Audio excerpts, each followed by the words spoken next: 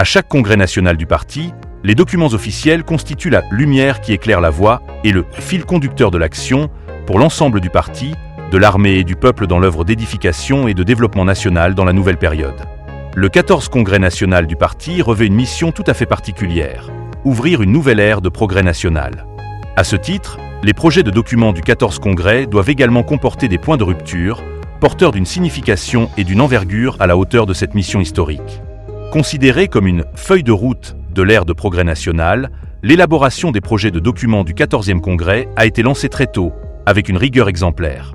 Les projets de documents ont été officiellement soumis à une vaste consultation publique à partir de la mi-octobre, illustrant clairement l'esprit d'ouverture, d'écoute et de démocratie du parti. Les chiffres parlent d'eux-mêmes. En seulement un mois, près de 14 millions d'avis auprès d'environ 5 millions de cadres, membres du parti et citoyens ont été recueillis. Jamais dans l'histoire des mandats précédents, une telle mobilisation intellectuelle n'avait été enregistrée.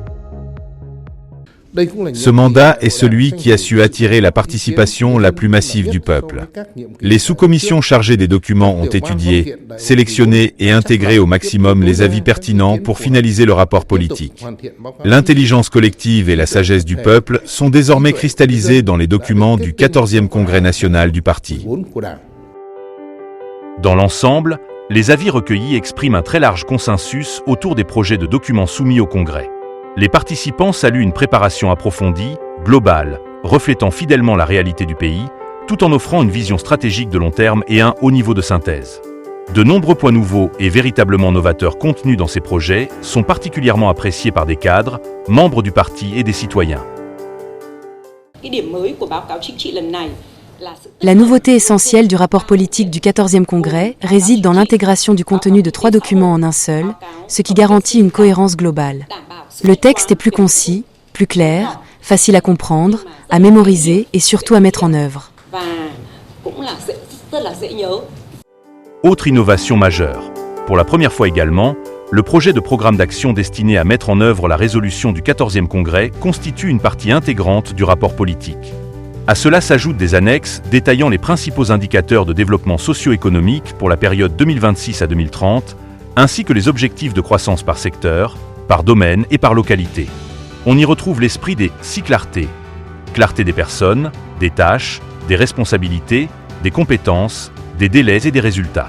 Cette approche confère au projet des documents un caractère résolument opérationnel, leur permettant d'entrer immédiatement en application dès leur adoption par le 14e congrès. C'est la première fois que nous avons un programme d'action intégré directement dans le rapport politique. Ce programme est extrêmement concret. Il définit quelle instance est responsable, de quelle manière, avec quelles ressources et comment le suivi doit être effectué. Je nourris de grands espoirs car, avec de telles innovations, le 14e congrès créera une véritable rupture. Sur le plan économique, pour la première fois, le rapport politique affirme sans ambiguïté que le développement de l'économie privée est l'un des moteurs les plus importants de l'économie nationale. Cette déclaration est perçue comme une avancée audacieuse dans la pensée du parti concernant l'économie de marché à orientation socialiste.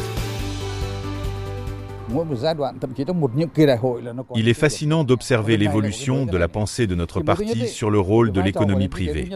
Nous sommes passés du déni à une reconnaissance limitée, puis à une acceptation de l'égalité avec les autres secteurs. Aujourd'hui, avec les projets des documents du 14e congrès, l'économie privée devient l'un des moteurs les plus importants de l'économie nationale. Une autre innovation de taille concerne la vision à long terme du pays. Le parti a décidé d'élever la protection de l'environnement au rang de mission centrale, aux côtés du développement socio-économique.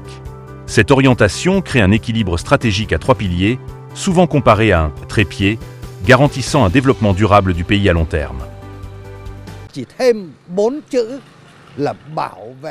L'ajout de ces quelques mots, protection de l'environnement, change profondément la perspective.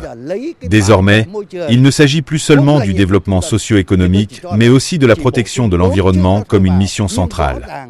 Cela montre clairement que nos objectifs ne sont pas à court terme, mais s'inscrivent dans une vision durable et de long terme. Ces jours-ci, une atmosphère d'enthousiasme et de confiance se propage dans toutes les rues du pays. Les citoyens tournent leur regard vers le 14e congrès avec l'espoir et l'aspiration de voir le Vietnam entrer résolument dans une nouvelle ère de progrès national. Grâce à une vision stratégique, une pensée profondément renouvelée et une volonté d'action résolue, les documents du 14e congrès national du parti ne sont plus seulement des textes administratifs. Ils constituent une véritable charte, le fil conducteur de l'action, pour l'ensemble du parti et du peuple pour faire entrer le pays dans une phase de développement vers la prospérité, la civilisation et le bonheur.